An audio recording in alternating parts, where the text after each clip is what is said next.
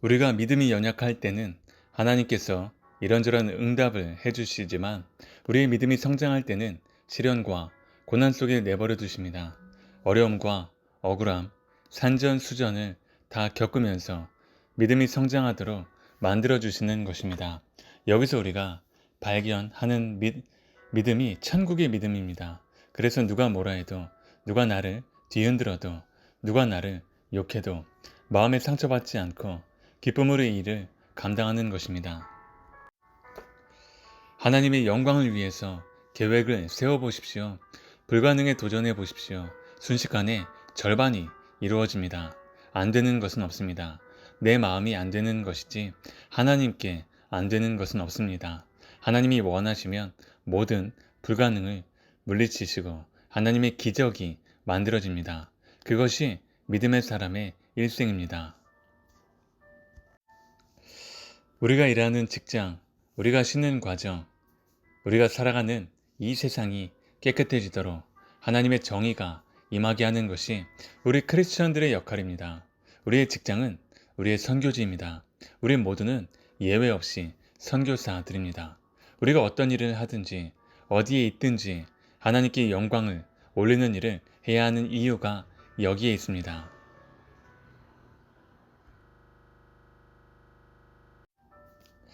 지금의 교회의 역할은 기도해 주는 것입니다. 온 성도들이 세상에 나가서 싸울 때 승리하라고, 악에게 지지 말라고, 반대자들의 위협에 굴복하지 말라고 기도해야 합니다. 여호수아는 어떻게 했습니까? 젊은 군사들을 모아서 아말렉 군대와 싸웠습니다. 여기서 전쟁의 운명이 엇갈립니다.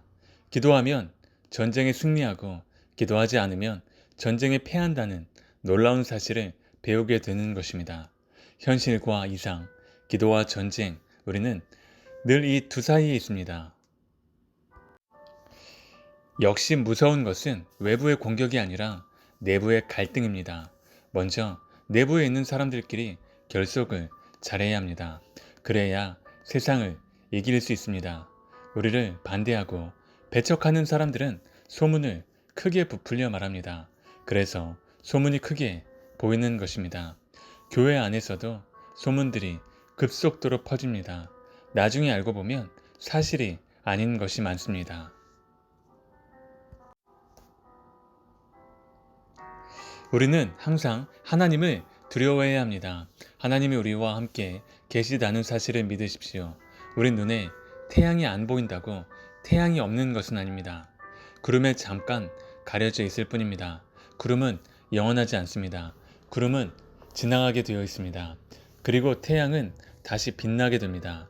인생의 고달픈 길을 지나갈 때 그것은 동굴에 들어가는 것이 아니라 통로를 지나가는 것입니다. 분명히 밖으로 나올 구멍이 있다는 것입니다. 우리 하나님은 살아계십니다. 우리는 역사의 주인공이요 하나님 나라의 주인공들입니다.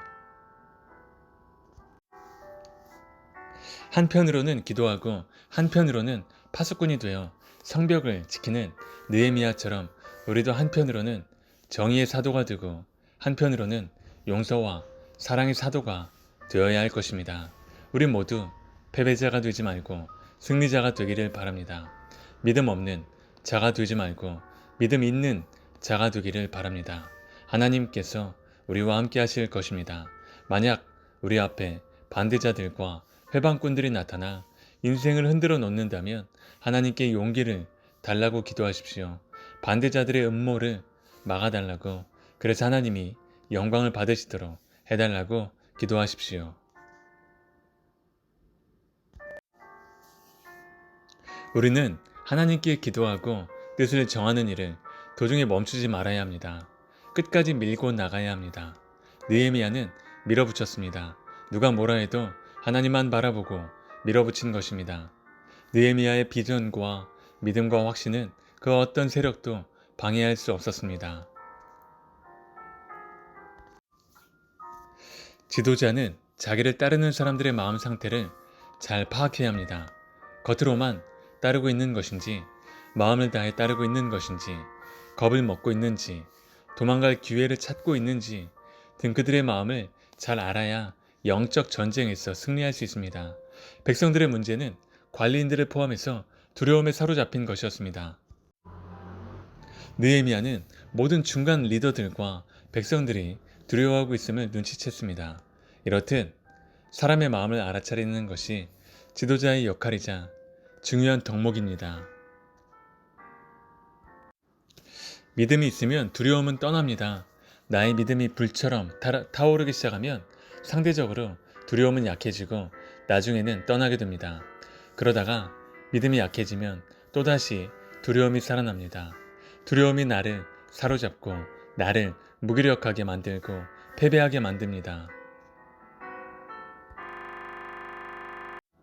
언제나 우리는 닫힌 문 앞에서 두려워합니다. 그런데 하나의 문이 닫히면 또 다른 한 문이 열리게 됩니다. 우리는 그 열린 문을 바라보지 못하기 때문에 두려움에 빠지는 것입니다. 열린 문을 발견하는 순간 우리는 다시 살아나기 시작합니다. 은혜를 받고 용기가 생깁니다. 제가 교회를 시작할 때는 12가정이었습니다. 그때는 이렇게 큰 교회를 이룰 줄은 꿈에도 생각을 못했습니다. 저는 단지 매 순간마다 예수님이 제일 좋아하실 만한 일들만 골라서 했습니다. 교파도 교단도 저에게는 중요하지 않았습니다. 사람도 체면도 저에게는 중요하지 않았습니다. 그저 예수님이 어떤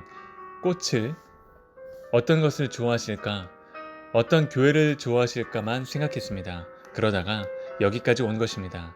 자신을 희생시키고 헌신하며 따지지 않고 솔선수범할 때 하나님께서 우리 인생을 책임져 주실 것입니다.